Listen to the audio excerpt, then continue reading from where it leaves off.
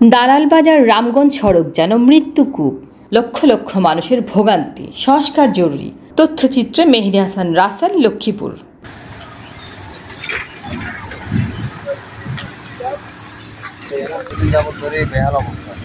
এখানে আমাদের গাড়ির সমস্যা হইতেছে, আমাদের যানবাহনের সমস্যা হইতেছে এবং রোগী যাইতে আসতে আমাদের ভীষণ সমস্যা হইতেছে। আমরা সরকারের কাছে আকুল আবেদন জানাচ্ছি যাতে আমাদের রাস্তাটা দ্রুত সম্প্রচার করে আমাদের যাতে সুন্দরভাবে একটা রাস্তা করে দেয়, সেটার জন্য আমরা আবেদন জানাচ্ছি। লক্ষ্মীপুর সদর উপজেলার উপশহর দালালবাজার তেমোহনী থেকে মীরগঞ্জ পর্যন্ত প্রায় 9 কিলোমিটার দীর্ঘ সড়কটির বেহাল দশায় 3 উপজেলার লক্ষ লক্ষ মানুষের চরম ভোগান্তি পোহাচ্ছেন। নিতে পারি না, আসতে পারি না, অ্যাক্সিডেন্টের একটা রুগী যাইতে পারে না, তাগাদা করি মনে করেন না, হয়তো মারাও যায় অনেক টাইমে। আবার দেখা গেছে আমরা গাড়ি লয়ে যাই, গাড়ি কাটতে হই মনে করেন না, প্যাসেঞ্জার হয়তো হাত ভাঙে বই ভাঙে, দোষটা হয় আমাদের, কিন্তু রোড খারাপ। দীর্ঘদিন সংস্কার না করায় রাস্তা জুড়ে সৃষ্টি হয়েছে অসংখ্য বড় বড় গর্ত, খানাখন্দ ও জলাবদ্ধতা।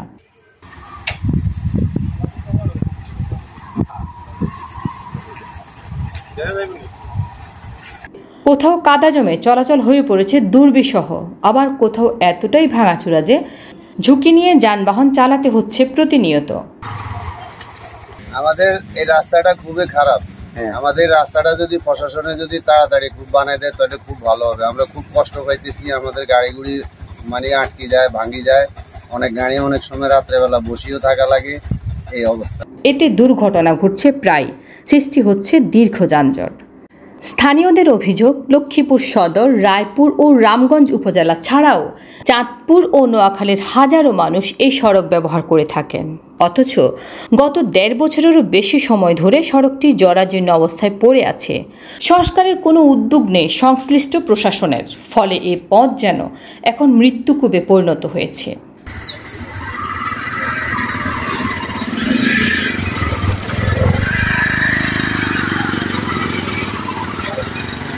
সংস্কার করার লাই আমরা আইতে যাইতে অনেক ক্ষতি আছে, ডেইলি আইতে রুগী টুগিগুলো আইতে অনেক পাইতেছি আমরা, এই গাড়িগুলি চলে আমরা। গর্তে আটকে যানবাহন, ঘন্টার পর ঘন্টা যানজট। সড়কটি দিয়ে প্রতিদিন চলাচল করছে অটোরিকশা, সিএনজি, ট্রাক সহ ছোট বড় সব ধরনের যানবাহন, কিন্তু গর্তে আটকে প্রায় বন্ধ হয়ে যাচ্ছে যান চলাচল। চলে গেছে সবাই এদিকে পাই, আমাদের রাস্তা অত্যন্ত খারাপ। মনে করেন এবার 3 বার বর্ষা হয়েছে, 3 বার পর্যন্ত 1 বছরের ভিতরে রোডটা অত্যন্ত খারাপ হয়ে গেছে। তাহলে আশা করি মনে করেন আমরা ভিডিও করেন আর যে মিডিয়ার মধ্যে দেখাইবেন, রোড করবেন, ওটা করবেন, এটা কিন্তু কিচ্ছু হচ্ছে না, বুঝছেন ভাই।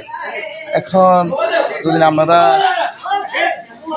পরিকল্পনা মনে করেন রোডটা যদি করার ইচ্ছা থাকে তো অবশ্যই প্রশাসনের মাধ্যমে আমার মনে হয় এটা আমরা একটু তুলে ধরব। আমাদের আসলে নন্দনপুর থেকে সদ্রিবাজার পর্যন্ত রোডটা অত্যন্ত খারাপ। কোথাও কোনো গাড়ি আটকে থাকলে ঘন্টার পর ঘন্টা সৃষ্টি হয় যানজট। যাত্রীদের মাঝপথে নামিয়ে হাঁটতে হয়। সবচেয়ে বেশি দুর্ভোগে পড়েছেন অসুস্থ ও বয়স্ক মানুষ এবং স্কুল কলেজের শিক্ষার্থীরা। অ্যাম্বুলেন্সেও সঠিকভাবে চলাচল করতে পারছে না। স্থানীয় পরিবহন চালকেরা জানান, ভাঙাচোরা রাস্তায় গাড়ি চালাতে গিয়ে প্রতিদিনই দুর্ঘটনা ঘটছে। প্রায়ই যানবাহনের নাট বল্টু খুলে যাচ্ছে, নষ্ট হচ্ছে বিভিন্ন যন্ত্রাংশ।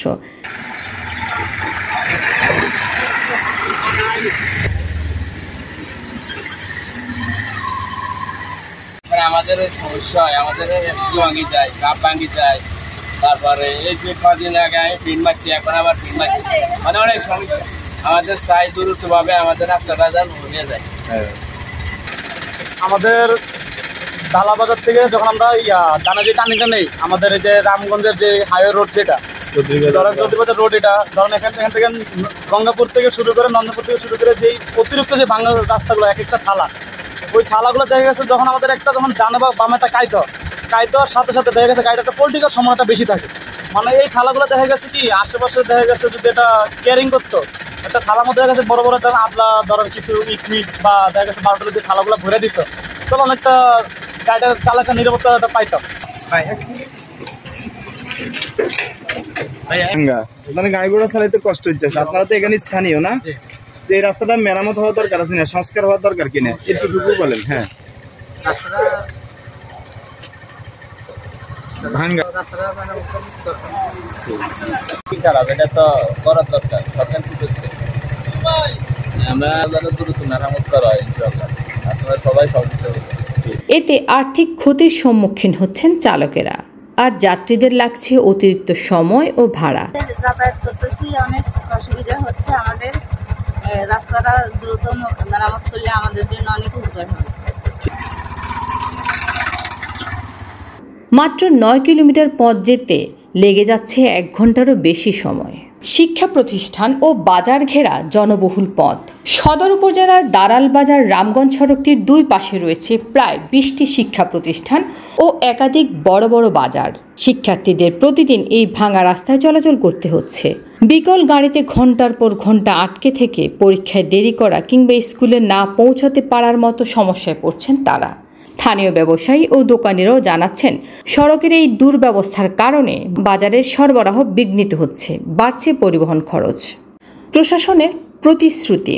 লক্ষ্মীপুর জেলা এলজিইডির নির্বাহী প্রকৌশলী মোহাম্মদ ইকরামুল হক জানান, দালাল বাজার তেমুহনী থেকে মিরগঞ্জ পর্যন্ত 8 কিলোমিটার 897 মিটার রাস্তার উন্নয়ন কাজের জন্য হেভি প্রজেক্ট অনুমোদন পেয়েছে।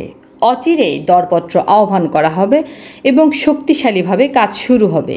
এ সময় তিনি ভুক্তভোগীদের কিছুটা ধৈর্য ধরার আহ্বান জানান। এলাকাবাসীর ক্ষোভ ও প্রত্যাশা। পশ্চিম গঙ্গাপুর এলাকার প্রবাসী কাজল বলেন, সংস্কারের অভাবে এই সড়ক এখন মৃত্যু ফাঁদে পরিণত হয়েছে। প্রতিদিন যাত্রীরা যেমন দুর্ভোগে পড়েছেন, তেমনি গাড়ি নষ্ট হয়ে আর্থিক ক্ষতির মুখে পড়েছেন চালকেরা। প্রশাসন দ্রুত ব্যবস্থা নিলে লাখো মানুষ উপকৃত হবেন।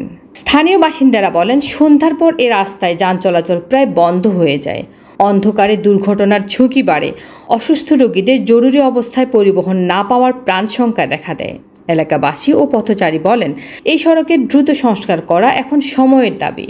3 উপজেলার জনজীবন স্বাভাবিক রাখতে এবং বারবার প্রাণহানির ঘটনা এড়াতে অবিলম্বে কার্যকর পদক্ষেপ নিতে হবে প্রশাসনকে। ডাক্তারের কাছে যাওয়া আসলে কিভাবে যাবে, এটা কি সম্ভব কি না, আমি এই প্রশ্নটা প্রশাসনের ওনারা বলে দিবে এই রাস্তাটা দিয়ে কীভাবে একজন রুগীকে নেবে।